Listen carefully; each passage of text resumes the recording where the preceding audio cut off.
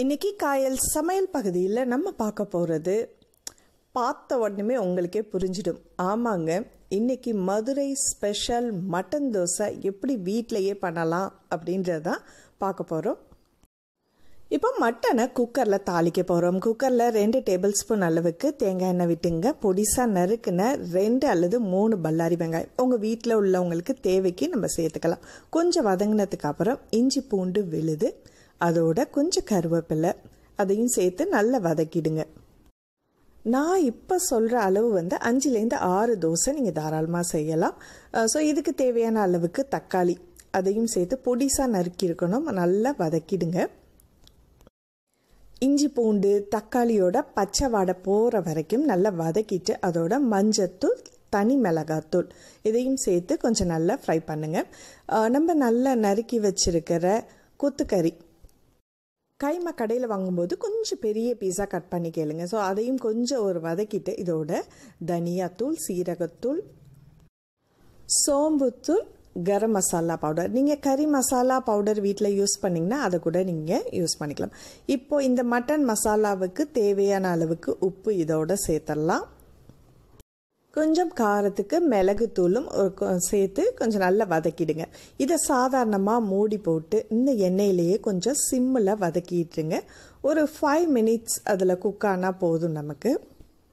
எப்போதுமே நம்ம கறி தாளிக்கும் போது உடனேயும் தண்ணி ஊற்றி நீங்கள் வேக வைக்காதீங்க. ஒரு 5 அல்லது 10 நிமிஷம் அடுப்பை சிம்மில் வச்சுட்டு அந்த எண்ணெயிலேயே மட்டன்லாம் வதங்கினதுக்கு அப்புறம் தான் நீங்கள் ஒரு 1/4 கப் அளவுக்கு தண்ணி விட்டு விசில் வைங்க. அப்போ தான் மசாலா எல்லாத்துலேயுமே ஊறி ரொம்ப நல்லாயிருக்கும். ஸோ இப்போ அது வெந்துக்கிட்டு இருக்கட்டும். அடுத்ததான் நம்ம தேவையான பொருட்கள் 2 முட்டை எடுத்திருக்கேன். அதோட மிளகுத்தூள், தேவையான அளவுக்கு உப்பு சேர்த்து அதை பீட் பண்ணி நம்ம இதை தனியாக வச்சுருவோம். ஸோ மதுரையில் இது ரொம்ப ஃபேமஸ். ரோட்டோர கடையில் நீங்கள் பார்த்தீங்கன்னா இந்த கறி தோசை இல்லாமல் இருக்காது. ஸோ இப்போ இதுக்கு தேவையான பொருட்களை நம்ம முன்னாடி எடுத்து வச்சுட்டோம்.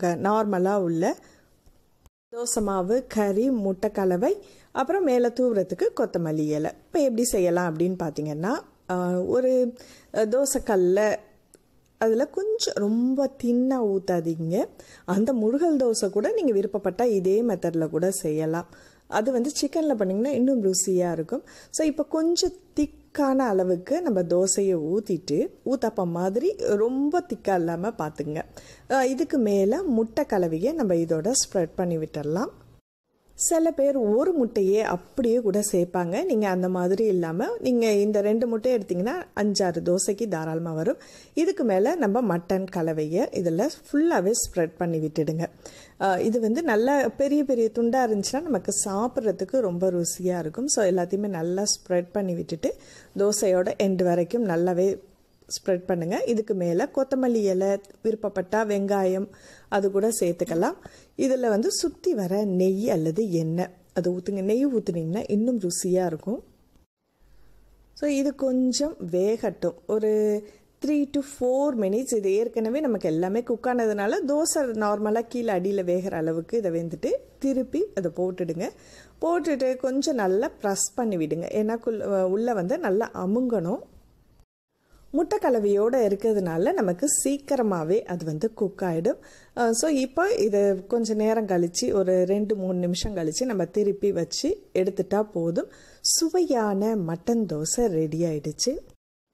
ஸோ இதை சுட சுட சாப்பிட்றதுக்கு ரொம்ப நல்லாயிருக்கும். இது கூட சைட் டிஷ் எதுவுமே தேவையில்லை, அப்படியே சாப்பிட்லாம். ஸோ குழந்தைங்களோ அல்லது வீட்டில் உள்ளவங்க சாப்பிட்டுட்டு இருக்கும்போது அட் அ டைமில் சூடாக செய்யணுன்றதுனால 2 பக்கமும் நீங்கள் தோசை வச்சு சுட்டுக்கிட்டே இருங்க. இது ரொம்ப சிம்பிளான மெத்தட் தாங்க. இது உங்களுக்கு நான்வெஜ் பிடிக்கலை அப்படின்னா நீங்கள் காய்கறி கலவையை கூட உருளைக்கிழங்க நல்லா மேரினேட் பண்ணி அந்த மசாலாவை கறி மசாலா மாதிரி குக் பண்ணிவிடுங்க.